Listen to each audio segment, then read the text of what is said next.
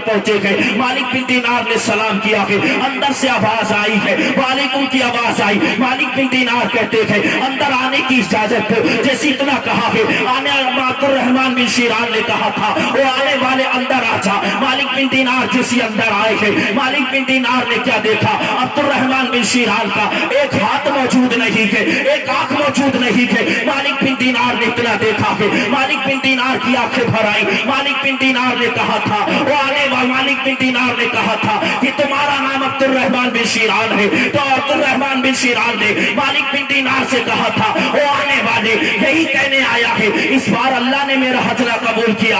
اللہ اکبر۔ مالک بن دینار نے اتنا سنا ہے، مالک بن دینار کہتے ہیں عبد الرحمن بن شیران اتنا تو بتا دے تجھے کیسے پتا چلا اس بار بھی اللہ نے تیرا حج نہ قبول کیا؟ تو عبد الرحمن بن شیران نے کہا تھا وہ مالک بن عبد الرحمن بن شیران نے کہا تھا وہ آنے والے تو آج آیا ہے، میں 7 سال سے حج کر رہا ہوں، لیکن حج کر کے جیسی واپس آتا ہوں تو اللہ کی طرف سے آنے والا ایک بندہ آ کر کہتا ہے عبد الرحمن بن شیران تیرے 7 حج اللہ نے تیرے منہ پر مار دیے تھے، تیرا ایک حج بھی قبول نہ کیا گیا۔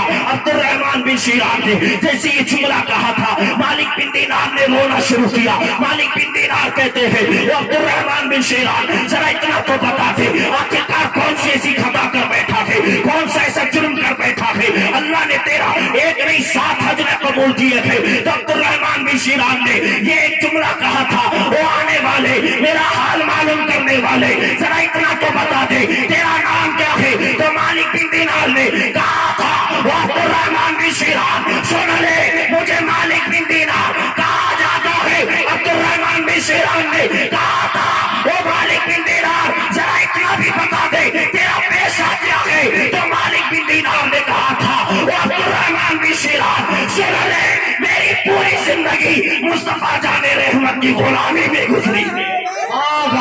زندہ باد بے شک، سبحان اللہ، بے شک زندہ باد۔ غلامی میں گزری ہے۔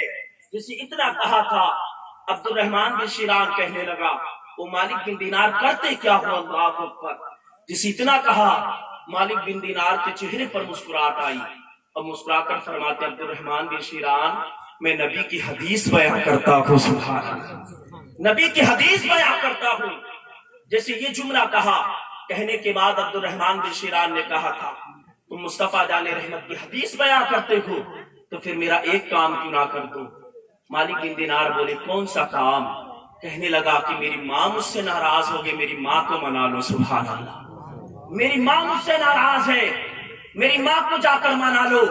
7 سال سے حج کر رہا ہوں لیکن اللہ نے میرا ایک حج نہ قبول کیا، وجہ یہ کہ میری ماں مجھ سے روٹ گئی۔ اللہ اکبر۔ مالک بن دینار نے جیسے اتنا سنا کہ مالک بن دینار کہتے تھے وہ عبد الرحمن بن شیران تو اپنی ماں کو مناتا کیوں نہیں ہے؟ تو عبد الرحمن بن شیران نے کہا تھا وہ مالک بن دینار منانے کی بہت کوشش کی ہے لیکن ماں مانتی نہیں ہے۔ اللہ اکبر۔ جیسے اتنا کہا کہ مالک بن دینار کہتے تھے وہ عبد الرحمن بن شیران اتنا بتا دے آخرکار تو نے کون سا ایسا سلوک کیا ہے کہ ماں اپنے آنچل میں تجھے نہ لے رہی ہے، ماں اپنی ممتا کا پردہ تیرے اوپر نہ ڈال رہی ہے؟ بتا تو صحیح کون سا ظلم کر کے بیٹھا کے، آخرکار بتا تو صحیح کون سا ایسا گناہ کر کے بیٹھا کے کہ تیری ماں تجھے معاف کرنے کے لیے تیار نہیں ہے؟ عبد الرحمن بن شیران نے کہا تھا وہ مالک بن دینار اگر وہ بات یاد کرتا ہو تو کلیجہ پھٹ جایا کرتا ہے، وہ مالک بن دینار وہ بات یاد کرتا ہو کلیجہ منہ کو آ جاتا ہے۔ تم میری داستان نہ سنو